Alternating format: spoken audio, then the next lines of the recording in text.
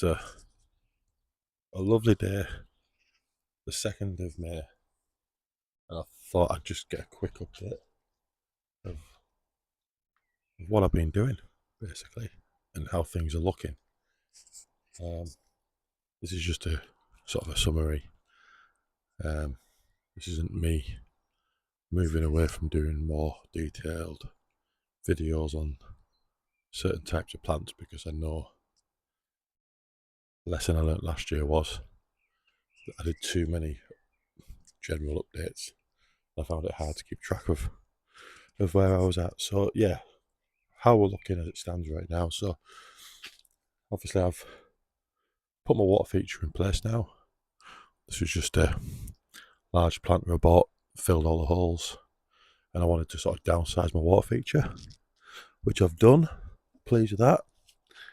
I decided to go for a solar pump just for now, instead of plugging my electric one back in. And I'll just see how that goes. And then I've moved my little Acer just behind it. I've made a little table for it to stand on, so it can be in a position where it just overhangs, and if I sit down here you can get a rough idea of what I'm seeing. As for the old water trough, well, that's now one of the vegetable beds. There's a 3, and as I step back here you can see they're all 3 together. Just beside them I've got a plastic trough which used to be the tall raised planter. One of the legs got broken, so I've removed the legs and turned it into a lower planter for the cabbages.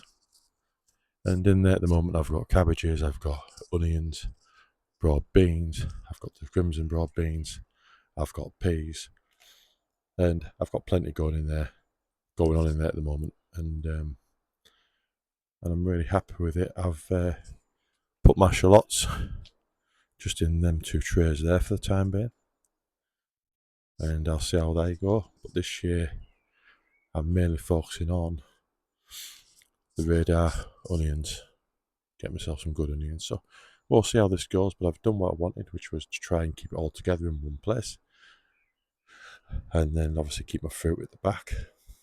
And yeah, it looks neat and tidy at the moment. I'm still in the middle of doing a lot of tip runs, getting rid of a lot of rubbish, and that's going pretty well. In terms of the bulb table, at the moment a lot of the bulbs are coming to an end. So I've got some of the Dicentra ongoing, a couple of tulips hanging on. I've got a storage area at the front where I'm placing all my daffodil pots, and I'll show that on a front garden update video. So I've been doing quite a bit of work out there as well. And on there at the moment I'm just using it to sort of pot on and grow on plants I've either lifted and splitted, grown from seed. So at the moment I've got some delphiniums on there, I've got some achillea on there, I've got geums on there.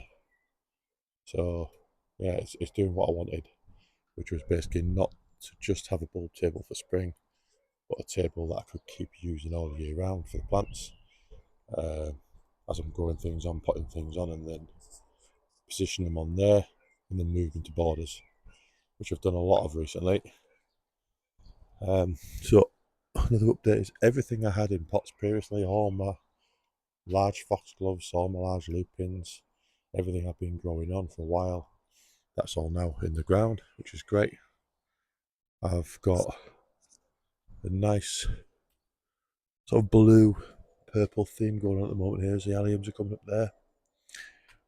I've got some cornflowers coming up there, which I grew last year actually and put in, and I forgot all about them. But yeah, some more cornflowers over there.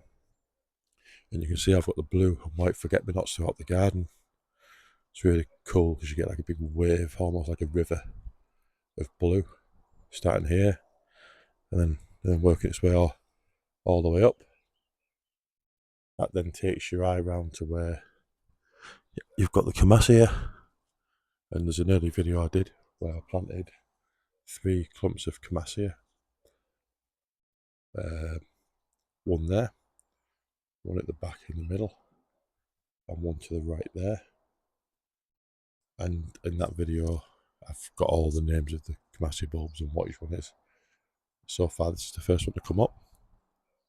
The other ones are coming up.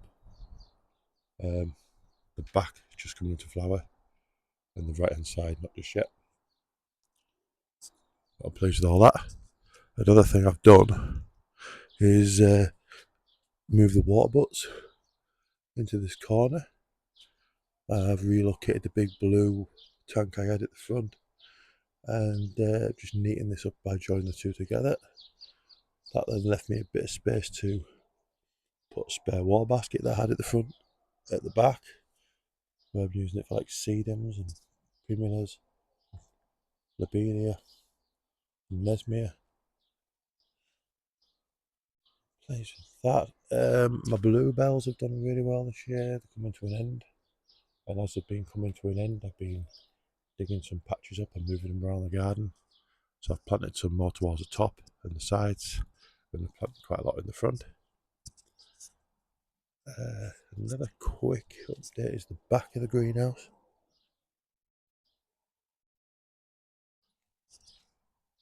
So this is where I've put what used to be the shelf below the old table. I've turned it into a bench stroke sort of table that I can store some plants on. And the storage unit is now gone. That used to be here.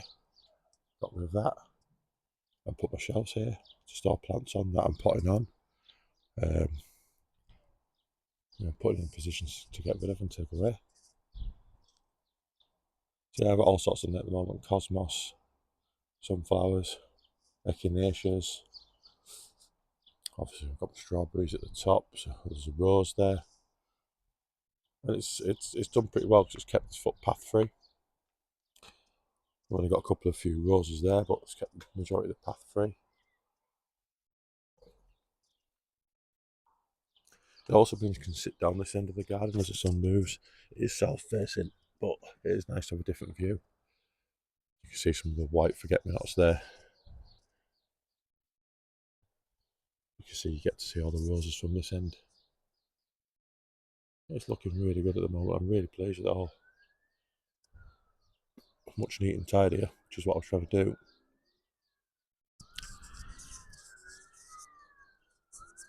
And the greenhouse is much clearer than it was, although I'm not finished.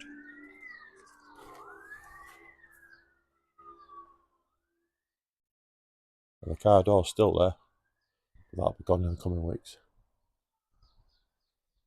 And I'll do a separate video on the greenhouse and how my tomatoes are doing. So no, I think that's about it for the general update. As I say, I will stick to the plan, and I will stick to providing detailed, shorter videos on plants in particular, so I can tag the videos right, and then it's easy for me to actually see what's happening. So a great example of that is last year I didn't do any videos on my aces, and a lot of the labels have gone and they've blown away.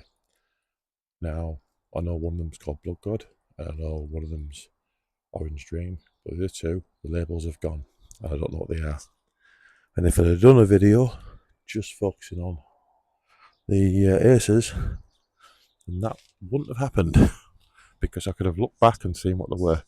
And that's basically what I'm trying to do as part of my diaries, is have, yes, monthly updates on just how things are looking, so I can watch back at the videos and sort of say, that's how it looked in May, that's how full the borders are looking, that's what was working well. But I also want to be able to quickly search and look for things like hydrangeas, aces, roses, and then be able to see exactly what they were doing and when. So yeah, some more detailed diary videos coming soon. Also, just to mention about this compost, so $3.49 a bag on offer, 40 litres from Lidl, and like I say, no issues whatsoever with it.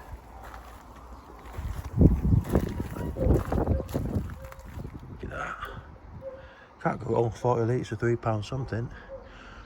Definitely worth buying.